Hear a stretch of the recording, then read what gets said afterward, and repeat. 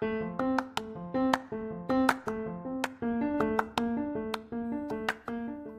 everyone, I'm Rebecca Robertson and welcome to Talk Time. Today I'm going to read you a story. Remember to listen very carefully so that you can tell me what happened in the story when we're finished. Today I'm going to read Jack and the Beanstalk, as told by Joseph Jacobs.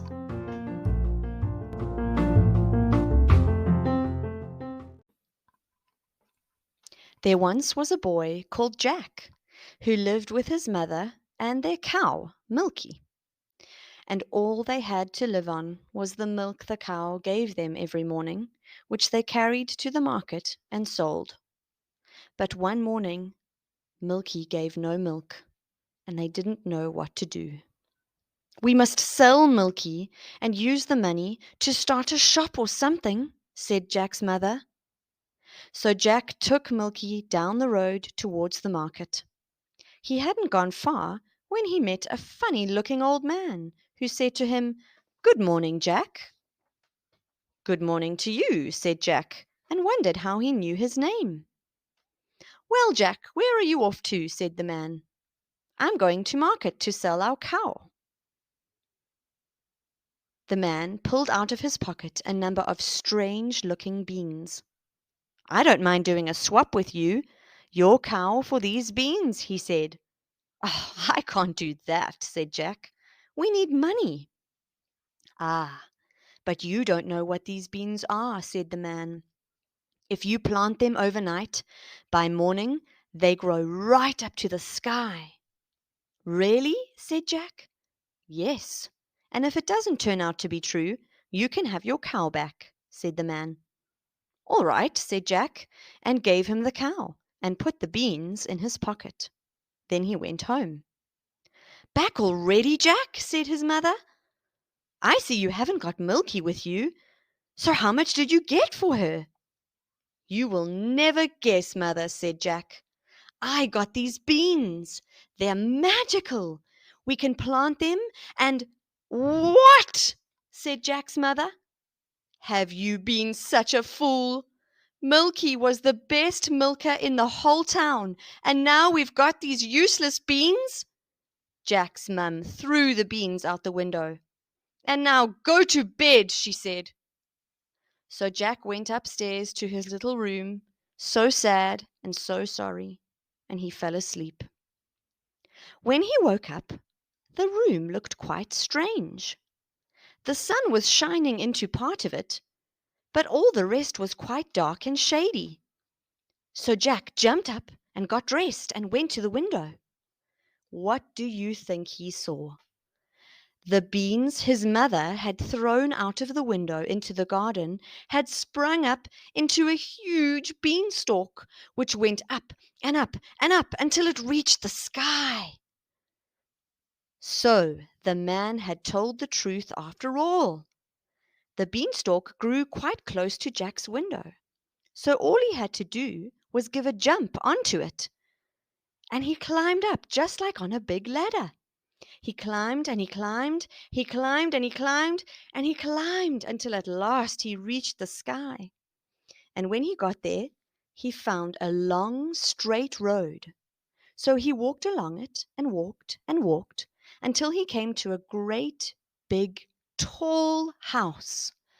And on the doorstep, there was a great, big, tall lady. "Good morning," said Jack. "Could you be so kind as to give me some breakfast?" He hadn't eaten anything since yesterday, and he was very hungry. "It's breakfast you want, is it?" said the great big tall lady. "It's breakfast you'll be if you don't move off from here. My husband is a giant, and there's nothing he likes better than boys on toast. You'd better be moving on, or he'll be coming soon." "Oh, please give me something to eat," said Jack. The lady felt sorry for Jack, so she took him into the kitchen and gave him a chunk of bread and cheese and a jug of milk. But Jack hadn't half finished when thump, thump, thump, The whole house began to tremble with the noise of someone coming. "Goodness gracious me, it's my husband," said the lady. "What should I do? Come along quick, jump in here." And she pushed Jack into the oven just as the giant came in. He was huge.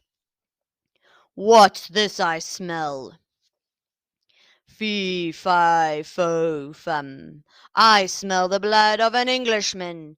Be he alive or be he dead, I'll grind his bones to make my bread." "Nonsense, dear," said his wife. "You're dreaming. Here you go and have a wash and tidy up, and by the time you come back your breakfast will be ready for you." So off the giant went, and Jack was just going to jump out of the oven and run away when the lady told him not to. "Wait till he's asleep," she said. "He always has a doze after breakfast." Well, the giant had his breakfast, and after that he went to a big chest and took out a couple of bags of gold coins. He sat down and counted them until at last his head began to nod and he fell asleep. He began to snore until the whole house shook. Then Jack crept out on tiptoe from his oven, and as he was passing the giant, he took one of the bags of gold under his arm and ran until he got to the beanstalk. He threw down the bag of gold, which of course fell into his mother's garden, and then he climbed down and down until he got home. He told his mother and showed her the gold and said, "Well, mother, wasn't I right about the beans? They really are magical, you see." Jack was so excited. A few days later, he decided to try his luck once more up at the top of the beanstalk. He climbed and he climbed and he climbed and he climbed until at last he came onto the road again and came up to the great big tall house he had been to before. Then, sure enough, there was the great big tall lady standing on the doorstep. "Good morning," said Jack. "Could you be so good as to give me something to eat?" "Go away, my boy," said the big tall lady, "or else my husband will eat you for breakfast." But the big tall woman was so curious that she took him in and gave him something to eat. Jack had scarcely begun munching when thump, thump, thump, they heard the giant's footsteps, and his wife hid Jack away in the oven again. In came the giant, and he had his breakfast. Then he said, "Bring me the hen that lays the golden eggs." So she brought it, and the giant said, "Lay," and it laid an egg of gold. And then the giant began to nod his head, fall asleep, and snore until the house shook. Then Jack crept out of the oven on tiptoe and caught hold of the golden hen and ran. But this time the hen made a noise which woke the giant, and just as Jack got out of the house, he heard the giant calling, "Where is my hen?" Jack quickly started to run away, but the giant saw him and started to chase him. Jack rushed back to the beanstalk. He climbed down, but after him climbed the giant. He was coming. So he called out, "Mother, mother, bring me an axe, bring me an axe." And his mother came rushing out with an axe in her hand.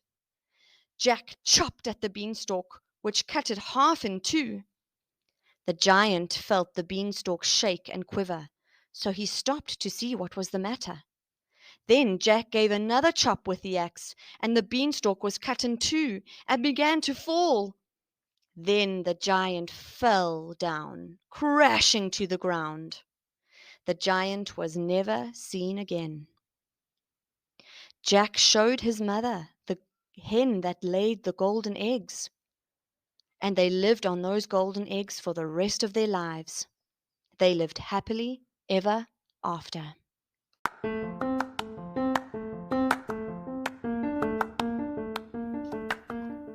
Did you listen carefully to the story?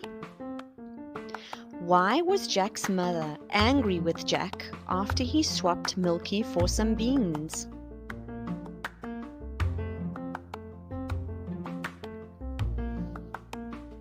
Yes, because his mother didn't believe him that those beans were magic. What two things did Jack take from the giant?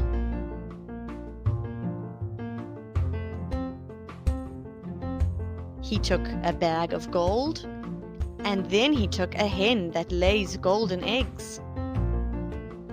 In the story, the giant had a doze after breakfast. What does doze mean? Yes, it means to sleep. Are there any other words we can use for sleep? What about snooze? You can have a snooze. Or what about nap? You can have a nap. Both words for sleep. Thank you for listening to my story. I hope you can join me again soon.